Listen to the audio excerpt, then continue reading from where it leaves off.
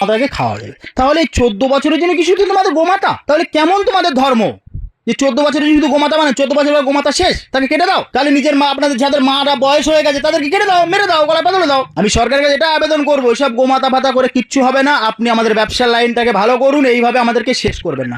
এমনভাবে শেষ করার থেকে বরং এক কাজ করুন, আমি ডাইরেক্ট সুবিধা অধিকারী বলছি, আপনি এক কাজ করুন, আমাদের গলায় পা তুলে দিয়ে জিপটা টেনে বার করে না। গরু সব নিয়ে গিয়ে আমাদের নবান্নকে দাঁড় করাতে হবে।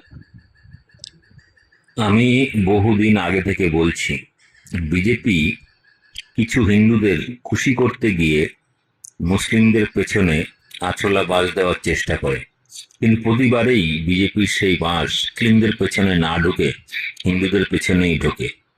সম্প্রতি পশ্চিমবঙ্গে বিজেপি ক্ষমতা এসেছে এবং তারপর থেকে হঠাৎ করে গোরক্ষার নামে যেসব নির্দেশিকা বা অত্যাচার শুরু করেছে, তাতে এবার বিপদে পড়েছে গোপালক হিন্দু চাষিরা।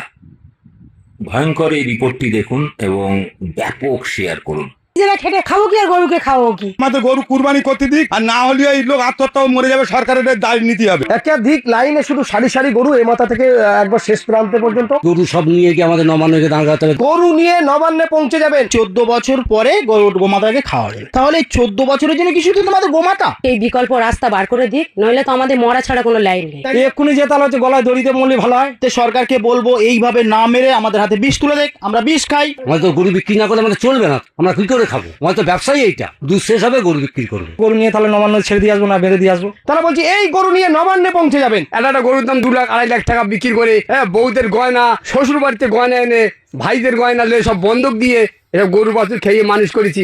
এইসব টাকা আমরা কি দেবো? ইন্টারেস্টের টাকা লোয়ার 5 লাখ টাকা, এসব টাকা আমরা কমতে দেবো? তাহলে তো আমাদের তো পালাবার ছাড়া রাস্তা নেই।